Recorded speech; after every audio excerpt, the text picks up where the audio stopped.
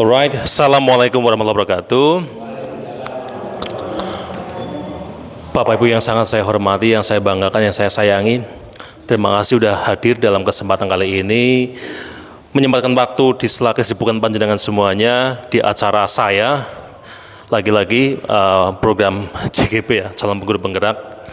Tapi meskipun ini programnya saya, semoga topik yang akan saya bawakan ini tetap bisa membawa Bapak Ibu untuk terlibat dalam diskusi nanti itu ya. Karena tetap ini topiknya adalah topik yang cukup relevan dengan kehidupan kita sebagai guru di sekolah ini. Nah, Bapak Ibu sekalian, pada kesempatan kali ini saya ingin melakukan presentasi yang merupakan bagian dari aksi nyata saya. Judulnya adalah, silakan Ibu. Judulnya adalah penerapan disiplin positif di sekolah nih ya. Nah, ketika kita bicara disiplin positif, logikanya ada disiplin negatif gitu ya. Atau lebih sopan lagi mungkin istilahnya bukan disiplin negatif, melainkan disiplin tradisional atau konvensional. Atau model kedisiplinan yang sudah lama mengakar, yang sudah sangat lama sekali kita terapkan gitu. Nah, kalau dalam disiplin tradisional, lekat sekali dengan stigma bahwa penerapan kedisiplinan itu ya harus berhubungan dengan hukuman, ya punishment kayak gitu kan, ada berhubungan dengan reward kayak gitu. Bahkan kesannya kalau ada kata disiplin itu seperti pengekangan seperti itu ya, konotasinya agak negatif. Nah, kemudian berkembang satu paradigma bahwa kita semestinya menerapkan disiplin positif kayak gitu. Sebenarnya disiplin positif sendiri itu bukan satu konsep baru ya. Kalau di literatur barat itu sudah lama sekali, beberapa dekade yang lalu. Hanya saja memang arusnya datang ke kita, ke negara kita, ke komunitas pendidikan kita, mungkin relatif agak sedikit telat ya, sehingga tidak terkesan baru ya, menjadi diskursus yang agak baru kayak gitu. Nah, kemudian ini tujuan presentasinya. Pertama, saya ingin kita semuanya memahami tentang perubahan paradigma belajar. Yang kedua, memahami disiplin positif. Yang ketiga, mengenal motivasi perilaku manusia dan kebutuhan dasar. Selanjutnya, memahami posisi kontrol, restitusi, dan keyakinan kelas. Dan terakhir, saya akan sedikit spill tentang bagaimana saya menerapkan konsep segitiga restitusi dalam praktik nyata. Nah, saya undang panjenengan semuanya, saya anggap sudah cukup merepresentasikan sekolah kita, artinya di aspek ada guru BK-nya, kemudian ada wali kelas, ada guru kelas, dan sebagainya. Sehingga saya harap ide-ide yang muncul dari panjenengan semua nanti terkait dengan apa yang kita bahas ini cukup mengayakan ya. Kemudian Bapak Ibu sekalian, mengawali diskusi inti, saya akan sedikit menyampaikan tentang perubahan paradigma belajar. Ini barangkali sudah panjenengan semuanya ketahui lama dan agak bosan mungkin ya bahwa istilah-istilah seperti ini muncul dalam setiap diskusi ya. Namun sepertinya perlu kita saling mengingatkan ya, perubahan paradigma belajar. Kita dulu akrab sekali, barangkali ketika kita masih sekolah, akrab sekali kita masuk kelas, mengikuti pelajaran di mana kita mendapati treatment seperti kita harus mendengarkan orang tua, bahkan mendengarkan guru ya. Bahkan ada lagunya itu ya. Astone sedeku, mirenga ke bu guru atau pak guru, kabeh lemu-lemu. Enggak ding. Intinya supaya paham ya gitu ya. Jadi kita memang dikondisikan supaya kita di kelas itu pasif ya, sebagai objek belajar bukan sebagai subjek belajar. Kita datang ke kelas dengan paradigma bahwa guru adalah orang yang mengerti semuanya, dan kita harus ngangsul kawar sama beliau gitu ya. Memang guru orang yang banyak tahu, tapi kalau di paradigma belajar yang baru, harusnya pembelajaran berpusat pada siswa bukan berpusat pada guru dia. Sehingga kalau misalkan guru masih mendominasi pembelajaran itu ya memang itu berarti bukan paradigma belajar yang baru gitu. Kemudian ada perubahan paradigma belajar berupa pembelajaran aktif dan kolaboratif ya. Jadi siswa diminta untuk berpartisipasi dalam kelas, ada engagement gitu ya. Kemudian tujuan dari belajar itu supaya menciptakan student agency. Student agency itu berarti siswa itu benar-benar terlibat aktif dalam pembelajaran dari segi konsep, dari segi proses, gitu ya. Semuanya itu ya, mereka jadi subjek pembelajaran. Dan mereka punya peran untuk menentukan kelas itu seperti apa enaknya yang mereka menganggap enjoy gitu.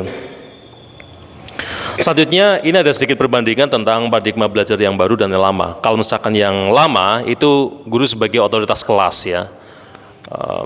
Tentu siswa takut ya kalau misalkan kita pakai mindset ini ya. Kemudian paradigma belajar yang baru, guru itu sebagai fasilitator. Jadi kalau kita berpatokan pada filosofi pemikiran Ki Hajar Dewantara, guru itu seperti petani ya.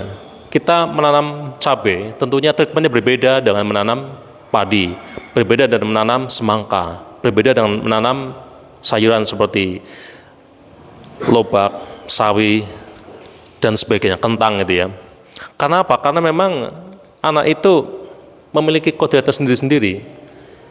Kita belum bicara tentang teori kecerdasan majemuk ya, Howard Gardner ya, bahwa setiap anak itu memiliki kecerdasan sendiri-sendiri, memiliki cara belajar sendiri, memiliki cara menyerap informasi efektif sendiri-sendiri gitu ya. Ada yang kalau dijelaskan itu secara auditori ya, itu paham. Tapi kalau misalkan ditujukan kayak gini, enggak paham. Ada yang kalau misalkan dijelaskan materinya sama guru, enggak paham, tapi diberikan buku teks yang berwarna-warni, yang ada infografis dan sebagainya, itu paham. Ada yang pahamnya kalau praktek. Menurut saya itu ada yang ketika di kelas bahasa Inggris itu, dia nggak bisa untuk fokus mendengarkan guru menyampaikan sesuatu ya. Tapi kalau misalnya suruh praktek, role play, presentasi, dia terdepan. Nah, kesimpulannya memang siswa itu secara kodrat berbeda-beda gitu ya. Dan kita harus menyesuaikan itu. Dan kita harus menjadi fasilitator atas itu. Kemudian paradigma yang baru, paradigma belajar yang baru, paradigma pendidikan yang baru adalah fokus pada pemahaman konsep. Sementara yang lama itu fokus pada hafalan. Nah, terkait dengan fokus pada pemahaman konsep, ini tidak hanya diterapkan dalam hal siswa mempelajari mata pelajaran, termasuk dalam hal penerapan aturan gitu ya.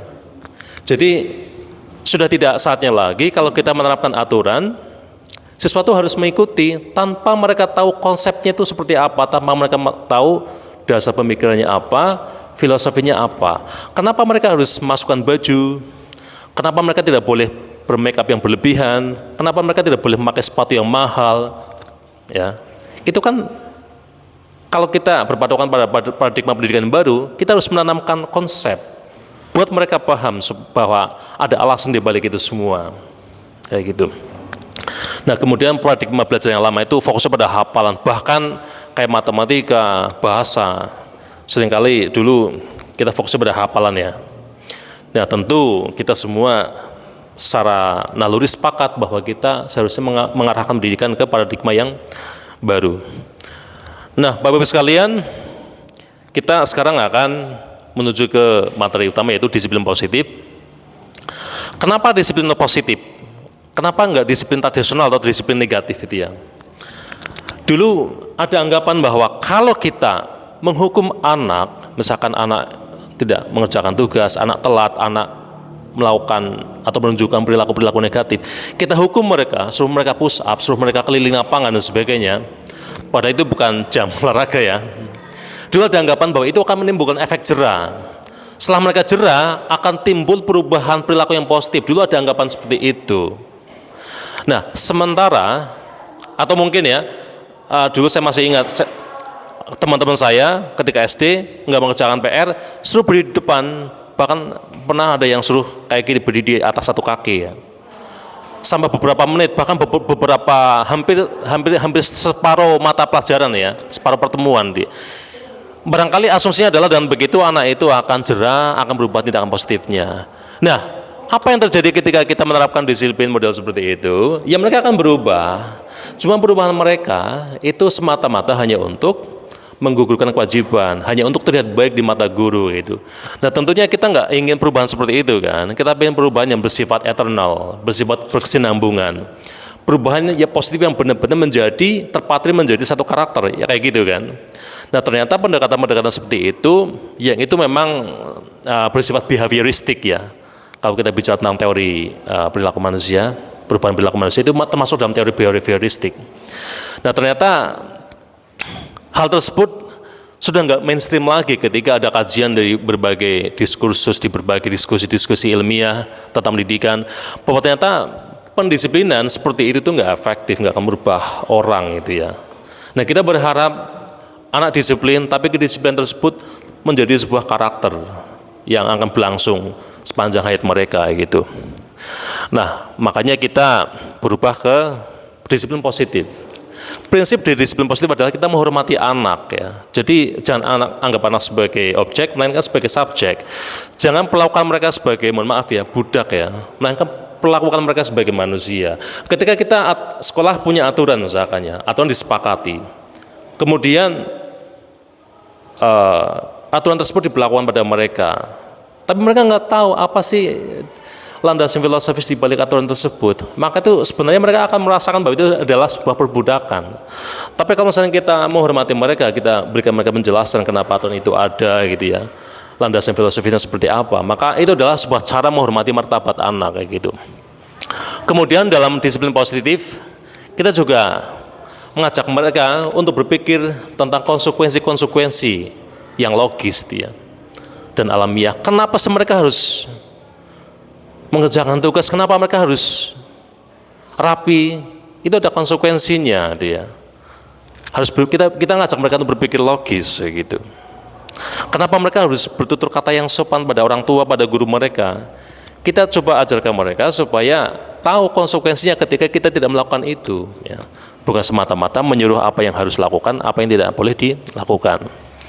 Kemudian aspek selanjutnya dari disiplin positif adalah komunikasi efektif dan empatis ya. Jadi setiap kali ada permasalahan yang dihadapi anak, kita mengedepankan pendekatan komunikasi ya, dan kita bersifat empati. Jangan sampai misalkan ada anak yang berperilaku negatif, kemudian kita langsung memberikan vonis sikap kita sama mereka ya, tanpa kita mengetahui latar belakang mereka tuh kenapa melakukan hal tersebut ya. Kemudian aspek yang terakhir yang berkaitan dengan disiplin positif adalah kolaborasi dalam pembuatan aturan. Ini banyak yang testimoni bahwa ini adalah suatu hal yang cukup menantang. Bayangkan, anak kita libatkan dalam membuat aturan. Memang sebagian anak itu dewasa, sebagian anak itu punya referensi-referensi untuk terlibat dalam membuat aturan. Tapi banyak juga ternyata yang kalau misalnya ditanya, kalian pengen bikin aturan seperti apa? Coba sampaikan. Bingung gitu kan, karena tidak semua anak juga terbiasa diskusi, tidak semua anak terbiasa dirangsang untuk menyampaikan ide gitu kan. Nah, ini menantang, tapi idealnya begitu. Kalau kita mau menerapkan disiplin positif, kita libatkan mereka. Karena apa? Kalau aturan itu dalam proses pembuatan itu melibatkan anak, ada sense of belonging. Mereka tuh merasa mereka memiliki, mereka merasa bagian dari aturan tersebut. Mereka merasa bertanggung jawab karena mereka juga bagian dari orang yang membuat aturan tersebut, sehingga lebih mudah untuk menerapkannya secara konsekuen. Itu 4 aspek dari disiplin positif ya. Kemudian Bapak Ibu, selanjutnya kita bicara tentang teori motivasi. Konsep dari teori motivasi adalah bahwa setiap tindakan memiliki tujuan dan alasan ya. Pasti itu ya. Tidak ada orang yang melakukan tindakan suatu tindakan tertentu tanpa memiliki tujuan ya. Kecuali orang yang misalkan lagi tidur ya, tiba-tiba bisa jalan kemudian itu kan tak sadar ya. Tapi orang yang sadar melakukan tindakan pasti ada tujuan. Anak terlibat dalam perkelahian pasti ada tujuan. Anak terlibat dalam bullying juga pasti ada tujuan. Ya. Saya pernah mendapati seorang anak yang dia itu membuli, ternyata ada latar belakang pengalaman masa lalu yang membuat dia itu melakukan hal tersebut ya itu. Nah, kita sebagai guru kan tidak boleh ya menyikapi suatu permasalahan seperti perilaku anak yang kurang bagus, kita melihat dari kacamata permukaan saja itu tidak boleh. Kita harus gali lebih dalam ya itu. Saya rasa seperti itulah penerapan disiplin positif ya. Karena kalau kita gali lebih dalam, alasannya apa, kenapa kamu melakukan ini, pasti ada satu solusi yang bijak yang bisa kita ambil. Kemudian selanjutnya adalah restitusi. Ini juga menjadi inti dari pembahasan kali ini. Restitusi adalah menurut Charles Mgosen proses kolaboratif yang mengajarkan murid untuk mencari solusi atas masalah mereka, membantu murid berpikir tentang orang seperti apa yang mereka inginkan dan bagaimana mereka harus memperlakukan orang lain. Saya lihat memang ini dipraktekkan oleh guru-guru BK nih ya, ketika ada anak terlambat gitu, dan itu menjadi kebiasaan, atau ada anak yang suka mengumpat, itu tidak langsung mengatakan bahwa itu salah dan kamu dihukum seperti ini, tidak. Melainkan ada dialog antara kita guru dengan mereka, dan kita pancing mereka untuk menilai tindakan tersebut itu bagus atau tidak. Bagus kenapa, tidak kenapa. Kita pancing mereka untuk mengeluarkan logika-logika mereka gitu ya. Setelah itu nggak cukup, ada apa lagi? Kita pancing mereka untuk mencari ide bagusnya itu seperti apa. Kalau itu salah, bagusnya dirubah seperti apa dan salah seperti apa. Nah, restitusi ini juga merupakan pendekatan di mana kita manusiakan siswa ya, atau pelajar ya, tentang bagaimana merubah perilaku mereka. Bukan kemudian misalnya mereka berbuat salah, terus konsekuensi yang mereka harus hadapi itu datang dari kita, itu nanti kurang bagus hasilnya. Melainkan kita harus ajak mereka berdialog ya. Itu tindakan kamu salah apa benar? Salah. Oke, salahnya kenapa? Nanti ada alasannya gitu kan. Kemudian kira-kira tindakan seperti itu harusnya seperti apa konsekuensinya? Terus apa tuh? Kita gali mereka, keyakinan-keyakinan mereka itu ya. Kemudian ada selanjutnya ada 5 posisi kontrol. Nah, ketika kita sebagai guru menghadapi siswa yang punya problem ya, perilaku yang bermasalah, kita merupakan tipe yang mana nih? Yang pertama adalah penghukum. Kita menghukum mereka dengan harapan mereka jerah dan mereka melakukan perubahan positif. Atau kita si pembuat merasa bersalah ya. Paham ya, pembuat merasa bersalah ya? Misalnya ada anak terlambat terus. Kamu tahu enggak sih, bapak ibu kamu tuh nyari uang tuh sampai nyari sampai mulung itu kan. Masa kamu berbuat negatif seperti itu? Masa kamu tidak disiplin seperti itu? Itu membuat merasa bersalah itu ya. Atau kita mengambil posisi sebagai teman tuh kan.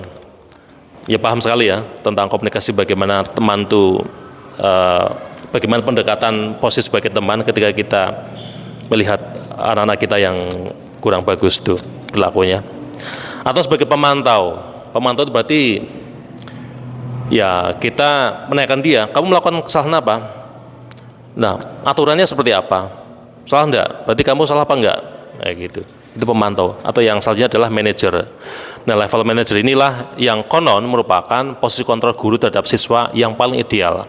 Karena kita tidak memperlakukan mereka sebagai objek, melainkan sebagai subjek dari perubahan perilaku mereka. Nah, ini ada segitiga restitusi. Segitiga restitusi itu ada kurang lebih ada 3. Namanya dia segitiga ya. Ada 3 fase. Pertama adalah menstabilkan identitas. Kalau berkaca pada teori motivasi manusia atau teori kontrol, maka kita akan simpulkan bahwa setiap tindakan pasti ada apa? Alasannya gitu kan. Nah, ketika anak itu melakukan tindakan salah, misalkan dia setiap hari kok bangun kesiangan, telat sampai jam 8-9, kita harus gali itu ya, kenapa itu terjadi itu. Kemudian validasi tindakan yang salah. Kita bukan berarti bahwa kita memaklumi tindakan salah tersebut ya. Ya salah ya salah. Cuman kita mencoba memahami kenapa dia melakukan tindakan tersebut ya. Dan mencoba menggali kira-kira solusinya seperti apa. Nah, yang terakhir adalah menanyakan keyakinan ya. Menanyakan keyakinan itu misalkan ada anak yang terlibat tawuran, kita tanyakan keyakinan dia, kira-kira kalau misalkan tawuran itu perbuatan yang baik apa tidak? Tidak. Kira-kira yang rugi siapa? Rugi saya, orang tua, sekolah dan sebagainya. Kira-kira yang baik itu seperti apa ketika kalian mendapatkan provokasi dari lawan kalian? Nah, kalau kita menanyakan hal tersebut ya, yang itu akan menggali keyakinan mereka, nanti akan keluar semua itu solusi-solusi atau sikap atau hal-hal yang menjadi solusi atas perilaku negatif mereka gitu. Jadi segitiga restitusi itu hampir sama dengan prinsip demokrasi ya. Dari kita, oleh kita, untuk kita. Dari siswa, oleh kita, untuk siswa gitu ya. Siswa melakukan kesalahan misalkan atau menunjukkan perilaku yang negatif, kita tanyakan, kita gali alasannya seperti apa, kemudian kita cari solusi itu berdasarkan masukan mereka juga, bukan berdasarkan kita. Nah, kemudian saya ada studi kasus ya. Kebetulan, mohon maaf nih saya nggak blur ya, tapi tolong jangan bilang-bilang ya. Jangan bilang-bilang ini. Jadi, ini ada studi kasus, saya melakukan segitiga restitusi ini kepada salah seorang siswa, namanya X ya. Wajahnya saya samarkan. Namanya X. Mohon maaf ini saya belum sempat mengedit ini wajahnya nih, padahal saya udah bilang harusnya apa? Iya harusnya itu, tapi saya nggak begitu jago dalam edit video, makanya apa adanya itu. Toh juga waktu itu memang ini kebutuhan untuk ditunjukkan pada fasilitator ya, tapi enggak apa-apa. Iya sih, dan nggak saya setting publik sih, setting hanya orang tertentu doang yang saya kasih akses gitu, tentunya gitu. Ya privat. Mohon maaf ini memang laptopnya agak error untuk suaranya, jadi saya jelaskan aja kira-kira isinya seperti apa gitu ya. Intinya ini anak. Mohon maaf ya, ini tetangganya Pak Novi. Ini anak, pasti Bapak Ibu sekalian udah tahu ya apa yang terjadi pada anak ini kan. Ya pembolosan, kemudian telat, kemudian iya tawuran juga. Tapi anak sebenarnya itu kreatif sebenarnya itu ya. Masih ingat dulu ketika ada karnaval tuh kan, yang bikin heboh itu kan, ternyata ide dari dia itu konsepnya itu. Ternyata memang di satu sisi perilakunya agak kurang bagus, tapi di sisi lain ada kreativitas yang memang butuh diasah gitu. Saya tanya, kenapa kamu sering sekali bolos itu kan? Ya karena ternyata sering banget punya kebiasaan nggak tidur malam. Terus saya tanya, kenapa kamu nggak tidur malam? Karena ngegame Pak. Oh ya, saya menstabilkan masalah. Game itu enak ya? Iya Pak, enak banget Pak. Kenapa enak? Ya karena ada dopamin. Jadi kalau kita ngegame ada dopamin, apalagi kalau kita menang gitu kan, ada candu gitu. Tapi masalahnya kalau ngegame itu sampai malam, sampai pagi, terus nggak bisa tidur, sampai siang ngantuk, di sekolah ngantuk, itu dampaknya apa? Ya dampaknya saya telat Pak. Bahkan kalau misalkan saya telat, saya nggak mau dihukum, saya lebih baik nggak sekolah gitu kan. Atau kadang minta tolong temannya untuk bikinkan surat izinnya gitu. Ternyata bukan orang tuanya tapi temannya yang bikin surat izinnya gitu. Sebenarnya ada dua kasus yang melibatkan anak ini kan. Yang kedua adalah kasus ketertiban berpakaian, seringkali baju dikeluarkan itu kan. Bahkan bajunya tuh, mohon maaf ya, saya kan orang yang kata orang kurang terurus, ini lebih nggak terurus lagi itu. Jadi bajunya kurang rapi gitu kan. Dan ternyata bahayanya adalah anak seperti ini kadang menginspirasi teman lainnya, menginspirasi secara negatif kayak gitu. Maka saya gali alasannya apa gitu kan. Kemudian saya bilang sama dia, ketika kamu pengen berubah, kamu pengen berubah nggak? Pengen Pak. Nah ketika kamu pengen berubah, apa kira-kira yang harus dirubah? Nah saya nggak langsung kemudian memberikan solusi ya, kamu harus tidur lebih awal atau apa enggak. Saya gali keyakinan dia gitu, bagaimana caranya supaya berubah itu kan. Nah memang muncul, Pak saya harus mengurangi game Pak, sampai jam 10 saja itu ya. Ternyata mereka sadar itu, tapi prakteknya nggak tahu. Tapi minimal gini ya Bapak Ibu, minimal pendekatan yang kita lakukan prosesnya adalah benar itu ya, minimal ya. Tapi hasilnya seperti apa ya, kadang kita nggak bisa menentukan hasil dia. Yang penting prosesnya benar kayak gitu. Nah intinya di akhir dari sesi ini kita ada kesimpulan, ya kesepakatan bahwa dia tuh mengurangi, tetap main game tapi porsinya itu dikurangi ya gitu, dan punya jadwal tidur. Saya juga tidak bilang dia supaya berhenti main game total. Misalkan biasanya main game habis sisa sampai jam 3 atau sampai jam 4 pagi, ya kurangilah.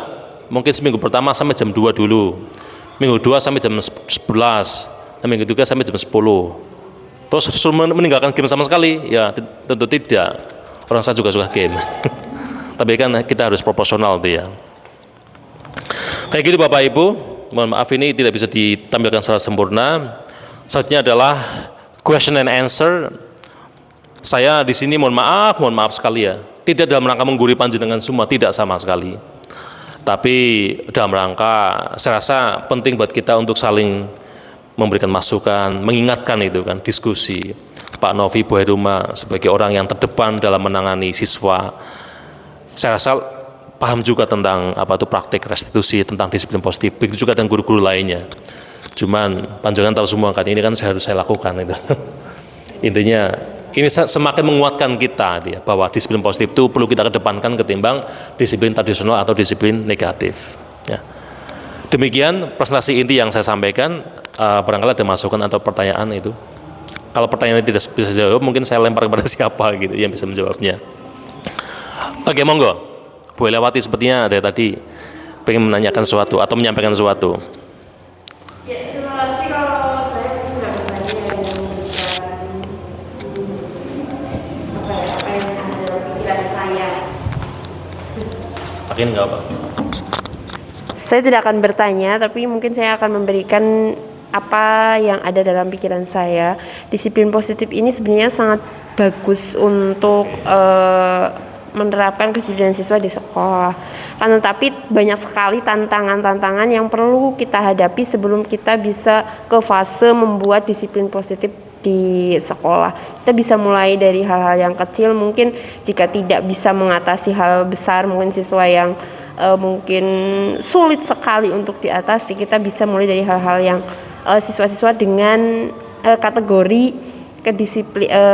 disiplin yang tidak terlalu tinggi, seperti mungkin yang 1-2 gitu. Jadi agar tidak semuanya menjadi melebar seperti itu untuk di sekolah kita khususnya, karena memang ini saya akui sulit.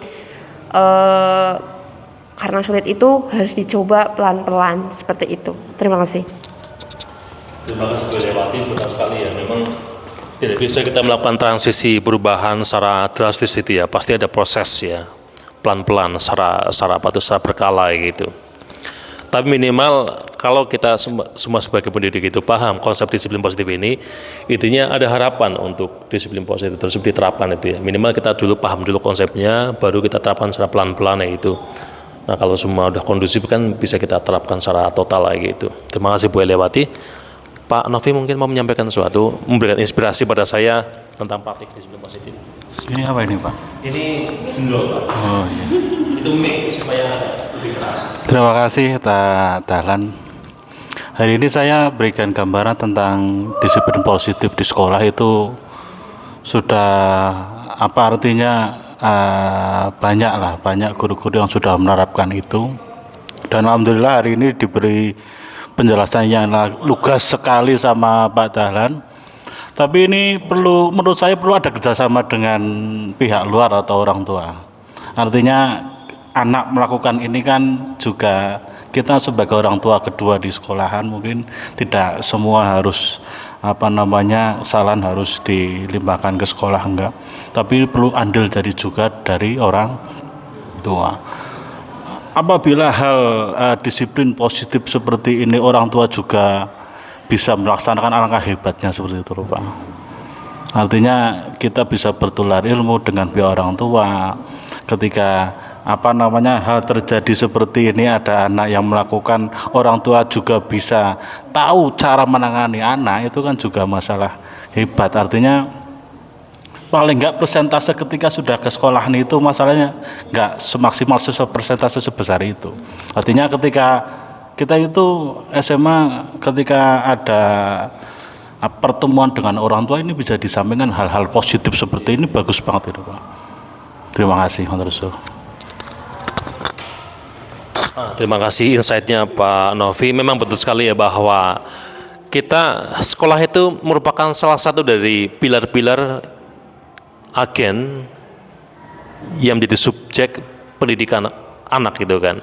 Jadi tidak bisa ketika orang tua itu memasakkan pada sekolah, saya udah bayar Anda, misalkan bayar ya, saya udah bayar Anda sekolah, ya, tolong didik anak saya, nggak bisa kayak gitu ya. Karena memang pilar pendidikan anak itu yang pertama itu justru malah keluarga ya, apalagi anak itu kan menghabiskan waktu lebih banyak di keluarga gitu kan. Yang kedua itu sekolah, bolehlah. Yang ketiga itu komunitas, teman mereka, lingkungan sosial itu berperan sekali. Maka benar sekali kata Pak Novi bahwa idealnya sekolah itu ketika komunikasi dengan orang tua jangan hanya pada saat anak itu bermasalah gitu ya, atau hanya pada saat ada kebutuhan finansial dia. Harusnya komunikasi tentang penyelarasan ya, penyamaan frekuensi, penyamaan persepsi tentang bagaimana mendidik anak itu dilakukan oleh sekolah dengan orang tua, dan itu memang butuh political will ya dari pemimpin sekolah itu, supaya kita ada komunikasi dengan orang tua terkait dengan bagaimana mendisiplinkan anak gitu. Saya setuju sekali ya. Semoga setelah ini bisa kita komunikasi pada pimpinan kita ya, supaya ada komunikasi yang baik antara sekolah dengan orang tua tentang cara mendisiplinkan mereka. Karena memang butuh kerjasama gitu ya. Pak Iwan mungkin ada sesuatu yang ingin disampaikan. Terima kasih. Itu tadi yang disampaikan Pak Novi itu bagus sekali. Ya, jadi perlu ada hubungan timbal balik antara sekolah dan orang tua. Jadi jika dulu kita sebagai generasi milenial saya masih ingat dilempar penggaris sama guru, nggak apa-apa itu. Jadi orang tua kita dihukum itu, kalau kita lapor sama orang tua dulu malah bisa ditambahi dihukum. Lah sekarang serba salah para guru itu. Kalau kita sampai nyentuh siswa sedikit-sedikit HAM, akhirnya ya itu para guru ya sudahlah gitu. Sedangkan nah ini sulitnya sekarang kayak gitu. Jadi saya juga mau seperti dulu bagaimana, tapi juga dulu ya itu kalau kata-katanya didiklah anak sesuai zamannya, kayak gitu. Dulu kayak gitu nggak apa-apa ya. Nah tapi sekarang itu makanya yang saya cermati, jika generasi ini generasi Sarimi yang selalu minta enaknya saja, nah itu bagaimana nanti, apakah akan menjadi Indonesia emas ya, kayak gitu lah. Wong kayak ini ada anak yang belum 10 mapel, belum ulangan, masih enak-enakan saja. Kayak gitu, ini tantangannya. Jadi emas atau cemas, itu saja. Jadi serba sulit. Itu saja dari saya. Terima kasih masukannya Pak Ikhwan. Jadi gini ya Bapak Ibu sekalian, ketika ada teori-teori baru, mungkin yang itu lebih mainstream daripada teori lama, saya rasa tidak bisa kita menyimpulkan bahwa teori tersebut itu jauh lebih benar gitu ya. Karena benar tidak itu perspektif ya, persepsi. Seperti contohnya disiplin negatif. Karena sekarang trennya disiplin positif, orang jadi ramai-ramai menganggap bahwa disiplin negatif itu jelek gitu kan. Apalagi ada kata negatif itu kan. Tapi ada yang menarik adalah ternyata Ki Hajar Dewantara sendiri yang merupakan begawan pendidikan di negara kita, di bangsa kita, menyatakan bahwa menghukum, memaksa itu merupakan juga salah satu pilar dari mendidik. Jadi tidak semua pilar mendidik itu berkaitan dengan keteladanan ya, pembiasaan, itu memang ya. Tapi menghukum maksa juga ternyata bagian dari pilar dari mendidik. Itu disampaikan sendiri oleh Ki Hajar Dewantara gitu ya. Tapi tentunya kita bicara proporsi ya, proporsional, kontekstual, situasional. Itu yang membuat apa tuh mendidik dan menghukum itu bisa dijustifikasi atau dibenarkan ya gitu. Bu, mau? Iya. Iya, menurut saya ini memang dilema ya Pak Ikhwan ya, antara yang dulu peraturannya, tapi pada kenyataannya sebenarnya kita generasi peraturan yang zaman dahulu, jika tidak melaksanakan tugas kita dihukum. Tapi kita juga berhasil kok dengan aturan itu, seperti itu loh. Tapi kenapa anak sekarang tidak bisa ya?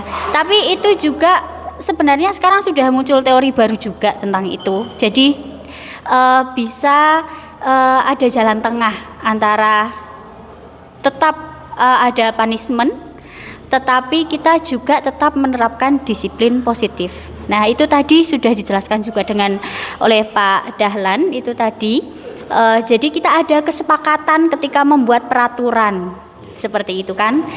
Jadi kita ada kesepakatan ketika membuat peraturan, dan tentu itu ada peraturan, tentu ada punishment-nya juga. Tapi punishment itu juga sesuai dengan kesepakatan anak-anak tersebut. Jadi ketika mereka mendapatkan punishment, mereka tidak melakukan dengan sakit hati ibaratnya, karena itu memang sudah konsekuensi seperti itu. Sebenarnya itu bisa diterapkan di masing-masing kelas seperti itu. Nah ini berarti peran wali kelas itu sangat penting sekali untuk menerapkan peraturan dan punishment yang ada di masing-masing kelas, dan itu bisa berbeda peraturan dan punishmentnya di satu kelas yang lain dengan kelas yang lain. Seperti itu Pak Dahlan. Terima kasih Bu Uma. Ada satu hal yang menarik ini ya. Ada konsep namanya resiliensi. Jadi sekarang kan sangat trending sekali ya, mainstream sekali diskusi tentang disiplin positif. Kita sudah depankan disiplin positif ya. Tapi ada juga orang yang menanyakan seperti ini. Kalau kita sebab menerapkan disiplin positif, bagaimana anak-anak bisa resilient ya? Resilient itu artinya resiliensi itu kan diwujudkan melalui ini kan, penempaan kan, itu kan. Nah bagaimana kalau kita memanjakan mereka terus ya, sebab mengedepankan dialog. Ya saya rasa ini menarik juga untuk dibahas ya. Saya memang pintar-pintar kita sebagai guru untuk balance ya. Bagaimana supaya kita memanusiakan anak, tapi mereka juga menjadi pribadi yang resilient, tahan banting, punya survival skill yang bagus kayak gitu. Kayak gitu. Terima kasih. Pak Wahno mau menyampaikan sesuatu? Sedikit atau banyak? Sedikit aja. Ya. Ya, terima kasih atas waktunya berkaitan dengan presentasi yang dipaparkan tadi berkaitan dengan disiplin positif ya. Seperti yang tadi sudah disampaikan oleh rekan-rekan yang lain, memang seperti itu ya dilemanya mendidik anak generasi zaman now seperti. Nah, kalau saya berkaitan dengan disiplin positif itu karena saya lebih suka kepada action gitu kan. Kalau ini kan paparan ya teorinya, memang teori dan action itu memang harus satu arah ya. Jadi kalau saya lihat permasalahan baik di sekolah kita berkaitan disiplin positif itu perlu tadi disampaikan memang benar, perlu adanya sebuah konsensus ya, kesepakatan antara kedua belah atau berbagai pihak, siswa, guru atau sekolah dan masyarakat serta orang tua. Saya pernah beberapa kasus yang dialami oleh siswa dan orang tua menghubungi saya langsung gitu. Telepon, Pak, anak saya itu katanya di kelas sering tidak mendapatkan teman. Saya menyekolahkan anak itu tidak hanya untuk bisa atau mengerti, tapi supaya dia bahagia, Pak. Saya menitipkan di situ. Nah, akhirnya saya respon dan dengan respon saya dan saya meyakinkan akan melakukan tindakan. Ya, ternyata orang tua sangat terbuka. Dan beberapa kasus yang ya mungkin kemarin atau terakhir sempat mencuat itu beberapa waktu saya sudah mengendusnya dari informasi dari luar seperti itu. Tapi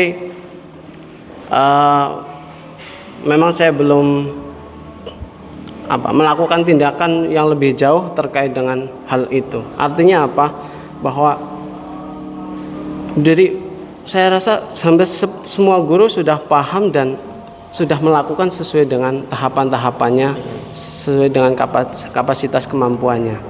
Tapi kalau saya lihat terkait dengan disiplin siswa yang menurut kacamata saya ya, itu semakin hari kayak kedisiplinnya semakin kurang gitu. Itu yang pertama, anak seperti tidak tahu apa yang harus dilakukan terkait dengan konsensus tadi, kesepakatan, kedisiplinan apa yang harus dilakukan. Ya, ambil contoh tadi disampaikan terkait dengan keteladanan itu adalah pendidikan, terkait dengan punishment atau paksaan itu juga pendidikan. Tapi ambil contoh ini yang real, ketika ada salah satu pendidik yang menitipkan, ayo nang dimasukkan bajunya, mungkin itu bagian daripada peraturan. Di sisi lain ketika dia tidak melakukan atau tidak memasukkan pakaian atau sepatu hitam itu, terus ada pendidik yang lain atau guru yang lain itu mengabaikan, sehingga anak itu memiliki kesimpulan, Subjektif ya? Ya, dia disiplin terhadap siapa gitu. Sering sekali saya menjumpai anak ketika dia dengar saya mau masuk, rame-rame dia memasukkan.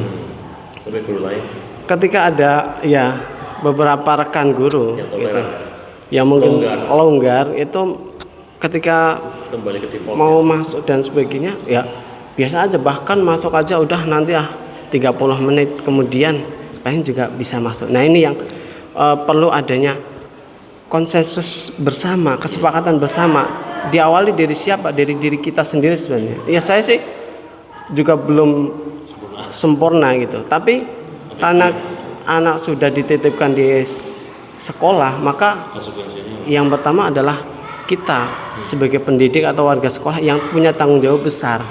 Kecuali kalau dia udah pulang, itu udah masyarakat dan orang tua. Mungkin ke situ terkait dengan disiplin positif itu. Terima kasih Pak Wana, benar sekali. Memang kadang antar guru juga harus ada penyamaan persepsi ya, penyamaan sikap juga. Ada satu dua guru yang ketat, lainnya enggak juga. Itu membuat siswa itu bertanya, sebenarnya itu yang benar itu yang mana? Boleh masukkan baju apa enggak gitu kan. Tapi kalau semuanya kompak, itu dia jadi paham bahwa itu adalah sebuah konsensus bersama gitu. Bu Masrul sama Bu Roma, ada sesuatu yang sampaikan? Ya, terima kasih Pak Dahlan atas kesempatannya. Menanggapi juga dari Pak Wahno, saya sangat setuju bahwa kita tuh butuh satu kesepahaman gitu Pak mengenai tata tertib. Apalagi di tahun ini saya menjadi wali kelas 10, ini belum ada tata tertib yang terbaru yang disahkan oleh Pak Laksono.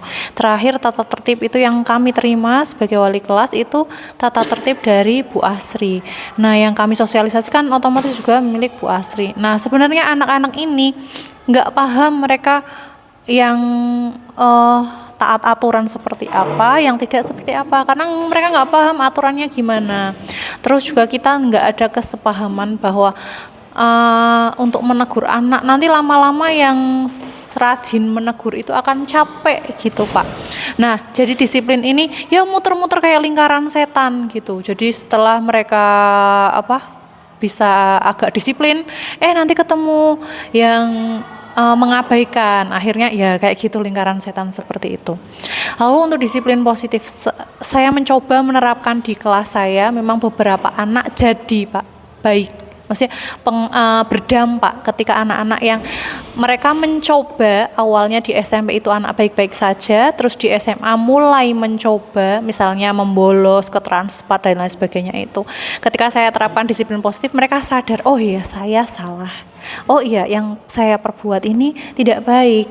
Nah, bagaimana caranya agar tetap berteman dengan anak-anak yang dalam tanda kutip kurang disiplin, tapi dia masih menjaga pertemanan, tapi dia masih baik-baik saja. Nah, itu berdampak.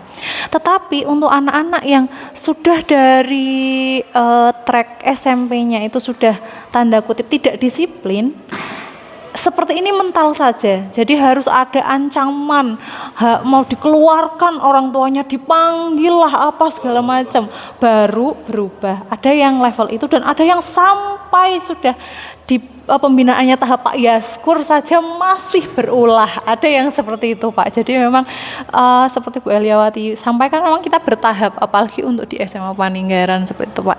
Jadi kalau misalkan kita mau ngobrolin tentang disiplin, maka yang pertama yang harus kita laksanakan adalah buat tata tertib yang bisa membuat kesepahaman antara kita sebagai guru dan murid.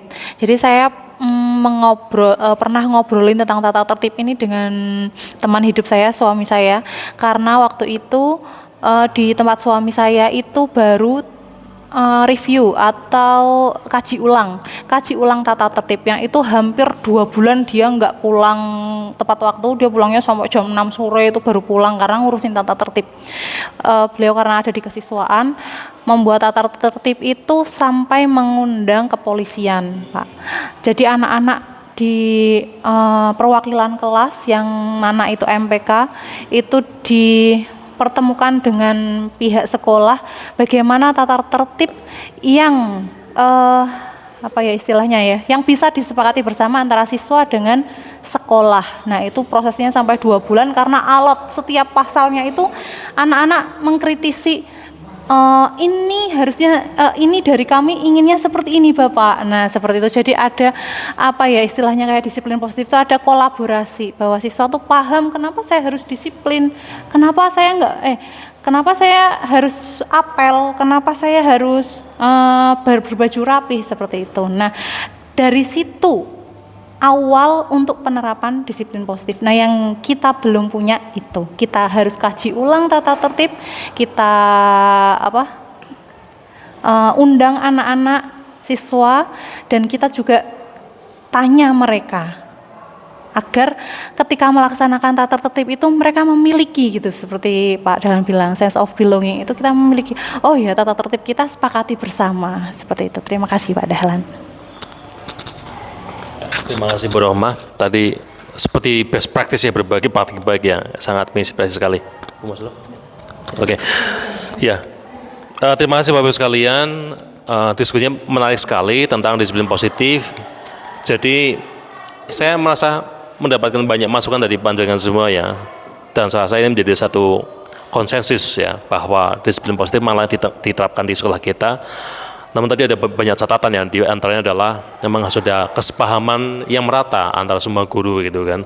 Kemudian kita juga memahami bahwa disiplin positif harus dilakukan, tapi model pilar pendidikan seperti pemaksaan, hukuman juga perlu diterapkan secara proporsional itu kan. Jadi kita melihat level karakter anak yang kita hadapi gitu.